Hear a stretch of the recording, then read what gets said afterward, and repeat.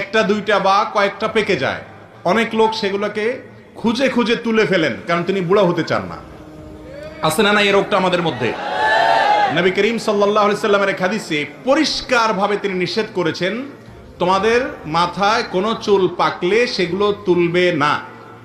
যদি তোমার সেই পাকা চুলগুলোর কারণে তোমার কাছে বিব্রত মনে হয়, ভালো না লাগে, তুমি সেখানে মেহেদি বা এরকম করে ন্যাচারাল কালার, যেটা ব্ল্যাক ছাড়া অন্য কালার, সে কালার দিয়ে তুমি কালারফুল করো।